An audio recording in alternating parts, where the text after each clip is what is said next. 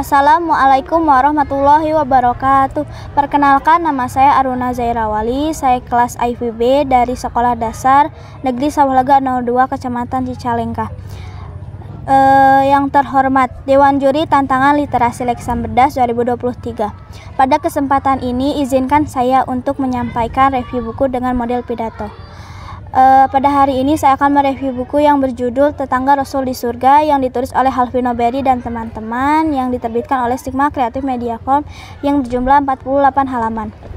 Bismillahirrahmanirrahim. Rabbi shrah li sadri wa yassir li amri wahlul 'uqdatam min lisani yafqahu qawli.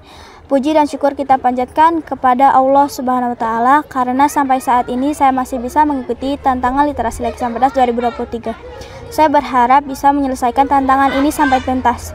Pidato yang akan saya sampaikan berjudul Said bin Zaid difitnah. Angin yang berhembus kencang, matahari makin tinggi, cerita yang tidak benar menyebar. Semua mendengarnya. Adapun yang langsung percaya, adapun yang tidak.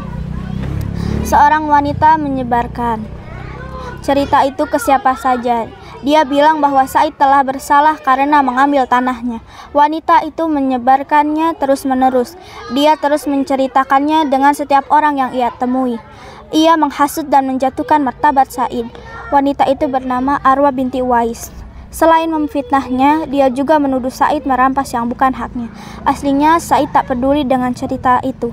Tapi setelah ia tahu cerita itu tersebar, ia gelisah merasa telah teraniaya, apalagi sampai Arwah sampai melapor ke Gubernur Madinah, Marwan bin Hakam. Untung ia termasuk gubernur yang bijak. Ia tak langsung percaya, namun mendengarkan penjelasan Said terlebih dahulu. Said menceritakannya dan Said berbicara, "Saya pernah mendengar Rasulullah bersabda." Dan gubernur bertanya, "Apa yang disabdakan Rasulullah?" Rasulullah bersabda, "Siapa yang menzalimi seseorang dengan sejengkal tanah, Allah akan melilitnya dengan 7 lingkaran pada hari kiamat kelak." Setelah itu Marwan berbicara, "Baik, saya tidak perlu bukti lain." Baginya, setelah mendengar Rasulullah bersabda adalah bukti. Kemudian Said berbalik dan menghadap ke kiblat dan berdoa, "Ya Allah, aku dizalimi. Seandainya tuduhan itu palsu, butakanlah matanya, ceburkanlah dia ke sumur." Allah Subhanahu wa taala tidak akan meninggalkan hambanya. Allah Subhanahu wa taala menjawab doanya. Sebulan kemudian, Arwa merasa ada yang tidak beres pada dirinya. Pandangannya kabur, tiap harinya memburuk. Padahal ia telah mengobatinya. Penglihatannya makin memburuk, hingga ia tak dapat melihat tanah yang dipijaknya, sehingga ia terperosok ke dalam sumur. Tak ada yang bisa menolongnya, sehingga Arwa pun meninggal dunia seketika.